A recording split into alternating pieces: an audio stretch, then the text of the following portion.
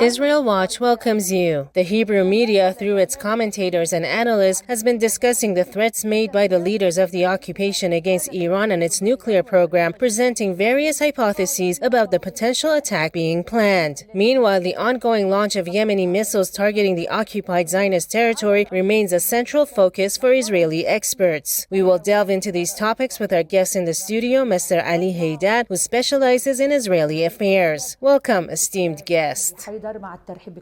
Thank you. Israeli threats to attack Iran have not ceased, both politically and in the media. Hebrew media has presented what it calls a series of hypotheses regarding an Israeli strike on Iran's nuclear program, expressing concern that such an action could have negative repercussions for the Israeli entity. בואי נתחיל עם 3 הנחות. ההנחה הראשונה שלי זה שכנראה לישראל אין את היכולת המבצעית לתקוף לבד את איראן ולוודא שהתוצאה היא מספיק טובה כדי להחזיק לזמן ארוך. אני לא אומר את זה כמובן על סמך ידע, אני לא יודע מה יש במחסנים של חיל האוויר, אבל אני מניח שאם יכולנו לעשות את זה בצורה טובה, היינו עושים את זה כבר קודם. אז זו הנחה ראשונה. הנחה שנייה שלי היא שהאיראנים אכן מוכים, כלומר אנחנו כן נמצאים ברגע שבו לפחות לכאורה יש הזדמנות לעשות משהו וצריך לשקול אותה. וההנחה השלישית שלי היא שישראל רוצה לוודא שלאיראן לא תהיה פצצה גרעינית, אבל החשש הכי גדול שלה זה שתקיפה לא תמנע פצצה גרעינית אלא תזרז פצצה גרעינית. כלומר אנחנו צריכים לקחת בחשבון גם את האפשרות שתקיפה שלנו תביא לתוצאה הפוכה מהרצויה, ולכן עם 3 ההנחות האלה אנחנו צריכים לחשוב קדימה איזה סוג דבר כדאי לעשות ואיזה סוג דבר כדאי לעשות לפני או אחרי שטראמפ נכנס לבית הלבן. Do you think the Israeli threats to strike Iran following the Syrian incident are serious, or are they just part of the usual showmanship from Netanyahu's government? بسم الله الرحمن الرحيم. في الواقع نحن أمام خطاب إسرائيلي. In the name of Allah, the most gracious, the most merciful, we are currently facing an Israeli discourse that prioritizes directing attention towards Iran. This was articulated by Netanyahu when he discussed the justifications for halting the war, indicating that it is part of preparing for future operations. While this does not necessarily mean actions will occur this week or this month, it is a trajectory we can expect to see reflected in similar statements in the coming days and weeks. This discourse is also linked to psychological pressures aimed at the adversary and is intended to prepare the Israeli public for this option. The political commentator has outlined 3 significant hypotheses in this context, as each hypothesis leads to various scenarios and choices. If Israel lacks the operational capability to deliver a decisive blow to the Iranian nuclear program, it will be entirely dependent on the decisions of the U.S. administration. This is likely a scenario. Although this commentator claims that he does not have information so as not to appear as someone who is revealing this matter, but it is a well-known matter. The second hypothesis suggests that Israel might take some action, possibly launching a preemptive strike to send a strong message, hoping it will lead to political repercussions with the United States involved, especially under Trump. The third point mentioned is that Israel fears that any strike against Iran could actually accelerate Iran's nuclear weapons production rather than hinder it. إنتاج السلاح النووي تساهم بتسريعها نحو إنتاج السلاح النووي. You mean it acts contrary to the Israeli objective, which is removing this threat? Any strike that does not lead to the termination of Iran's nuclear program or significantly delay it could prompt Iran to respond by withdrawing from the Nuclear Non-Proliferation Treaty. This would put international monitors in a difficult position, as their responsibility is to safeguard the program while it remains under international oversight. Consequently, the question arises about what Iran might be doing inside its mountains and fortifications, a situation that raises concerns for both Israel and the U.S. administration. Netanyahu, in your opinion, is using the threat of Iran to exploit Trump's imminent arrival in the White House so that he may use his power and possibly play a role in confronting Iran. When I mentioned that this is is a prelude to part of it, it's because in the coming weeks, Trump will take over and we'll see a different scenario unfold. By the way, what I pointed out about their fear that a strike could lead to the opposite result they anticipated is also echoed by the Biden administration. Recently, a report was released indicating that the Biden administration is including Trump in their classified reports, expressing genuine concern that any military recklessness in this context could result in the contrary outcome they hope for. Therefore, the situation is quite complex. It's not as straightforward as Netanyahu or many analysts might wish to believe. الذين يحاولون أن يحللوا عن بعد. ولننتقل مشاهدينا إلى جبهة الأسناد اليمنية التي تشهد. Dear viewers, moving on to the Yemeni front, where there is ongoing tension due to missile attacks targeting the occupied territories, particularly Tel Aviv. The situation has resulted in political and security confusion, highlighting the acknowledgement of the inability to deter the Yemenis, as noted by a military analyst in the Hebrew media. في الإعلام العبري. אצל החות'ים נמצאים במדינה גדולה מאוד, משתרעת על שטחים מאוד נרחבים, יושבים על בלמנדה בנתיב הסחר הבינלאומי, נתיב שייט, גרמו נזק קשה מאוד לנמל של אילת, ואת רואה, יש תקיפות, שבוע שעבר תקיפה של חיל האוויר בפעם השלישית, יומיים אחרי זה שוב החות'ים משגרים טיל קרקע לישראל, אם מנסים לסרטט כאן אולי איזו משוואה, מה ההרתעה שישראל מצליחה ליצור באמצעות אותן תקיפות, אין תשובה. אין תשובה על זה. זה ברור שזה גורם להם נזק, זה ברור שזה כואב להם, זה ברור שזה מתפוצץ וזה פירוטכניקה וזה הכל, אבל בסוף החות'ים הם מתנהלים אחרת ממה שהתרגלנו. זה משהו אחר, ועד עכשיו ישראל די חסרת אונים. עכשיו גם אמריקנים תקפו שם אתמול, השאיפה היא אולי אפשר לעבור שם לחיסולים, אבל בסוף המנגנון או השיטה שהם פועלים, החות'ים, זה שיטה אחרת, ועדיין איך לפצח אותה, זה משהו שעדיין לא פוענח. Well, Mr. Haydar, based on what we've just seen from this Hebrew commentator, how do you interpret this admission of Israel's inability to deter the Yemenis from halting their missile attacks against the Israeli entity? هناك عوامل ذاتية وموضوعية تتصل بالطرف اليمني. There are both subjective and objective factors related to the Yemenis military operations, which have left Israel feeling confused and limited in its options. Firstly, the immense determination of the Yemeni fighters to support the Palestinian people, regardless of the costs and consequences, is evident. They're backed by a leadership and a populace whose resolve and willpower are beyond words. This situation has left the Israelis in a state of realization that deterring Yemen is simply impossible. They don't know how to solve the Yemeni puzzle.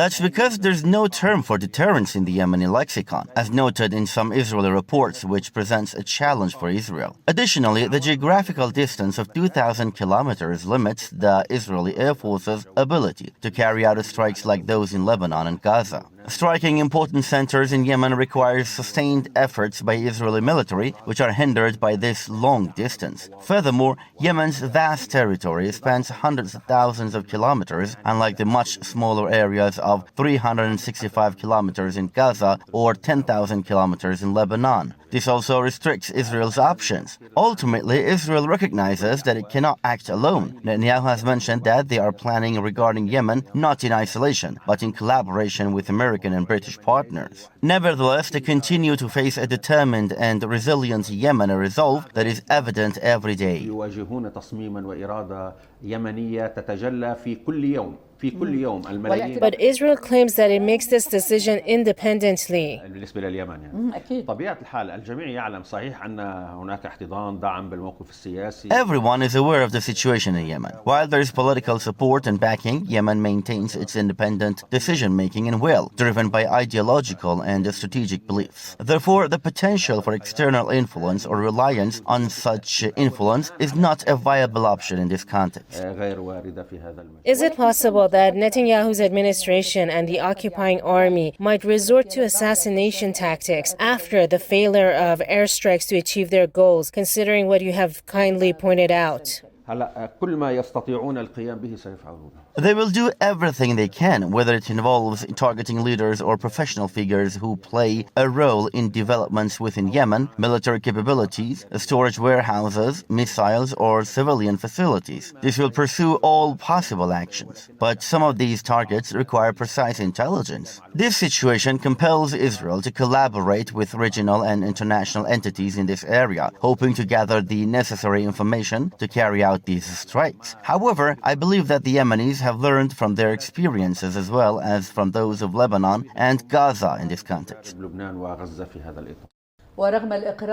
Despite acknowledging the failure to confront Yemen and its missiles, Netanyahu's stubbornness leads him to urge Israelis to be patient until the Israeli entity can achieve some level of success. However, this means little in light of the realities on the ground and what the Israelis are experiencing firsthand regarding Yemen's ability to inflict pain.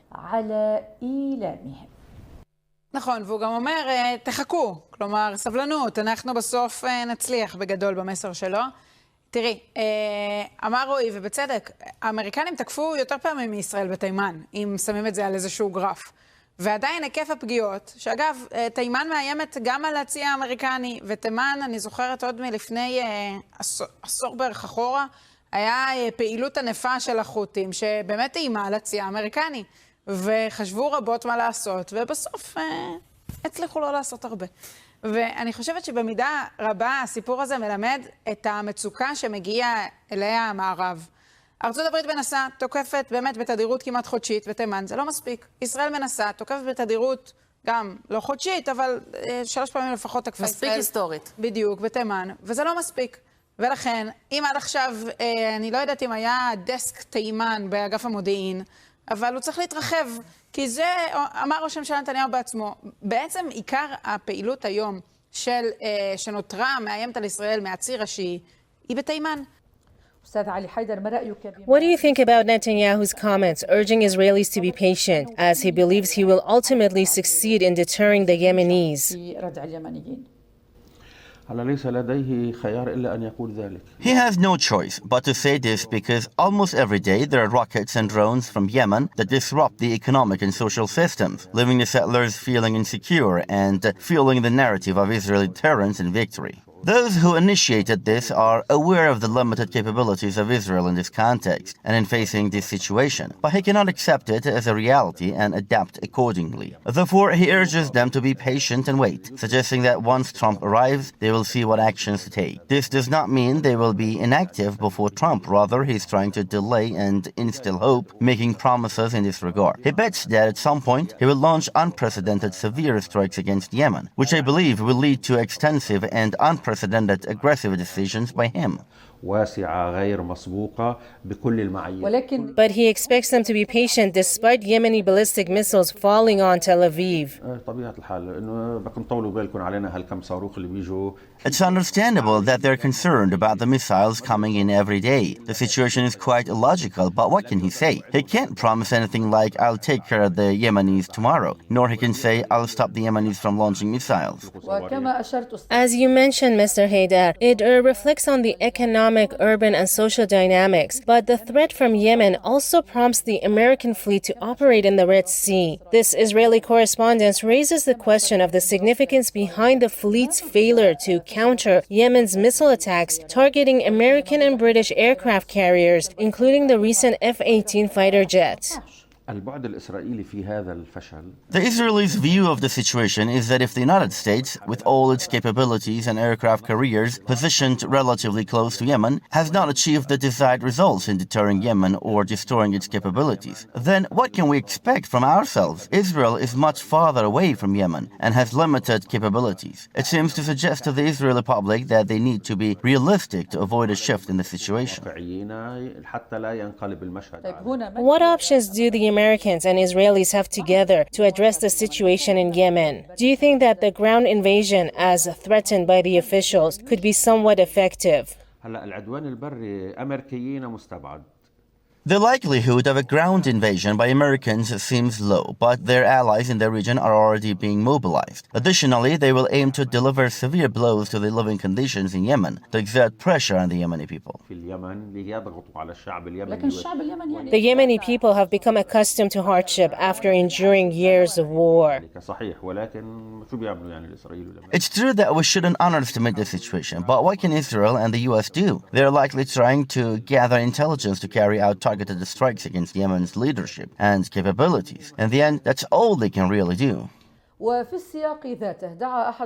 A former high-ranking officer in the Israeli occupation army has called for waiting for the Trump administration to implement a joint plan to address the situation in Yemen, claiming that any response to Yemen should come through an international coalition. ברור שאנחנו מחכים לאדמיניסטרציה של טראמפ בשביל לנסח מדיניות כוללת. אני מזכיר כל הזמן שאנחנו במשחק קואליציוני. גם הסיפור עם החות'ים. החות'ים, אנחנו לא כובשים את תימן, זה אזור מדברי, אין לה, האינפרסטרקצ'ר שלהם הוא לא דרמטי, גם לפגוע באינפרסטרקצ'ר זה קשה. זה סיפור רציני, אנחנו צריכים לנהל אותו עם הקואליציה, ראינו עכשיו שהקואליציה... אבל אפרופו הקואליציה, אתה מזכיר אותה בצדק כל הזמן כאן במילואים מבוטל, אבל בהקשר של החות'ים, בוא נדבר באמת, הם מגמגמים באבו. מטוס אמריקאי נפל מפגיעה אישית, דרך אגב. זה להגיד לציבור שלנו, איזה מורכבות ואיזה יכולת חיל אוויר מפגין בפעולות האלה, איזה יכולות חילוץ צריך למקרים הללו שאנחנו צריכים להעמיד במרחקים האלה, להם יש את האוניות שלהם, זה משהו אחר לגמרי, זה במובן הזה הרבה יותר קל. אז נחכה לאדמיניסטרציה של טראמפ, כמובן אנחנו פועלים. What do you think, Mr. Haydar, about the call for coordination between the Israeli administration and the Trump administration to address the situation in Yemen, especially after both Tel Aviv and Washington have acted independently in this matter? إذا لاحظنا أن جميع المعلقين خبراء مثل الضابط دوران أبيطال. It seems that all commentators, whether they are experts like Officer Doron Avital, politicians, or figures like Netanyahu, focus on the limitations of Israeli capabilities and options. They discuss the failures of American efforts alone and emphasize the need for alliances and cooperation, as well as the limited outcomes that can arise from these strategies. All reports and analyses revolve around this theme. However, Israel and the US have no choice but to collaborate in this area, hoping to achieve some breakthrough accomplishments or impact. Otherwise, they may have to resort to military strikes. The question arises, do you think Trump's perspective will lead to a military confrontation with Yemen, or will it lean more towards a diplomatic approach, applying pressure to end the war in Gaza, which would naturally affect the situation in Yemen as well? هلا حسب المواقف التي تعلن ترامب معني بإنهاء الحرب على غزة. The positions expressed by Trump indicate a desire to end the war in Gaza. If the war ceases and an agreement is reached before the Yemeni operations stop, it would be a significant achievement for Yemen. This is something that Israel fears, particularly regarding its image. However, it's important to note that the situation has opened the door for Israel to respond, and Israel may take advantage of this moment as it is interested in directing qualitative strikes. They're likely to take their time before retaliating, as they will want to ensure they are prepared. This means they will focus on intelligence operations to demonstrate to the public and their adversaries that they will not allow any party to strike them without a response. As they did to Hezbollah. As they did to Hezbollah, even if it happens later as it concerns Israel's image and its standing.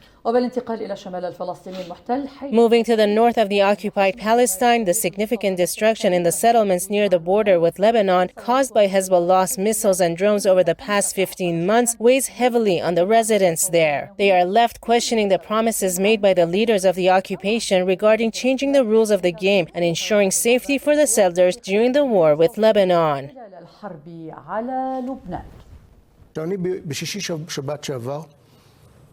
אני ואשתי איריס נסענו לכל אורך מהגולן, ממג'ד אל-שמס, גם חלק מהגולן, עד למערב, כמעט עד נהריה, לאורך כביש הצפון, כדי לראות את המצב ההיולי, הם עוד לא היו. ברוב היישובים צמודי הגדר, התושבים לא חזרו. לא חזרו. יש גם הרבה מאוד הרס. אפשר לראות גם כשלא נכנסים ליישובים, אפשר לראות, למשל, סביב כפר גלעדי, הרי יש שם הרבה חורש, את הפגיעות, את הכתמים השחורים. כי הכתמים השחורים את השריפות. למרבית, אנחנו חייבים לשנן לעצמנו, בשינוי כללי המשחק, באופן שהאנשים האלה קודם כל לא יופקרו ביטחונית, כי האנשים האלה הופקרו. מי שגר באביבים ובמטולה, שום שאלה. אבל עכשיו הם מופקרים אזרחים. רגע, אני רוצה לומר עוד משפט. עוד משפט. במשך דור, זה לא רק על ידי נתניהו, הם למעלה מדור הופקרו. The extent of destruction in the northern settlements is indeed significant, and there are growing doubts about the possibility of rebuilding them. What are your thoughts on this? في الواقع ما أشار إليه هذا الكاتب هو يعكس بأن الحياة الطبيعية لم In fact, the author highlights that normal life has not returned to the northern region of occupied Palestine. This situation stems from a lack of trust in the outcomes of the war, along with fears and doubts about the military and political leadership's ability to address ongoing challenges from southern Lebanon. Additionally, there is a prevailing sense of insecurity, leading people to feel that the Strait of Palestine has abandoned them in later stages. They have been neglected. They've been neglected in this area, and this situation could repeat itself in the future. I believe this is a common sentiment among the public, especially since the outcomes of this war were completely contrary to what Netanyahu and the military had promised regarding the defeat of Hezbollah and other developments. Nevertheless, I think the political leadership and relevant parties are counting on time to restore a degree of security and stability to encourage the settlers to return to their communities. It's important to note that beyond the security aspect, the settlement project in northern occupied Palestine is at risk, as it relates to the foundations of the Israeli entity and impacts the collective consciousness within Israeli society. Therefore, the prolonged absence of the settlers significantly affects how Israel views itself and how the settler community perceive their leadership and military. So is there any talk that they will return after 60 days? I think at least some of them will come back. It takes a while for life to get back to normal. Of course, over time, we'll see how the situation develops. If things start to stabilize, there could be a return, especially if the administration decides that there's no longer a reason to provide them with assistance. This will put pressure on them to go back to their homes. As an expert on Israeli affairs, do you believe that the ceasefire agreement will hold after 2 months, allowing the settlers to return completely?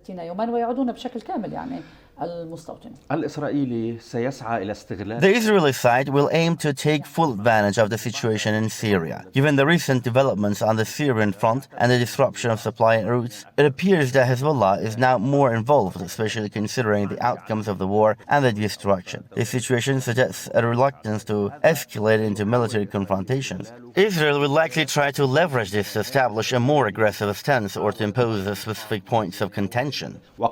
Does that mean that the Israeli violations will continue? The Israeli side will attempt to take action, but the situation will depend on Hezbollah's response. If Hezbollah decides to escalate tensions in response to Israel's violation after the 60-day mark, it could lead to significant consequences for Israeli actions and provocations. Notably, the Lebanese political leadership is aware of this atmosphere, having discussed it with regional entities. They have urged these parties to caution Israel, as Hezbollah may be quiet for now, but it is unlikely to remain so in the future.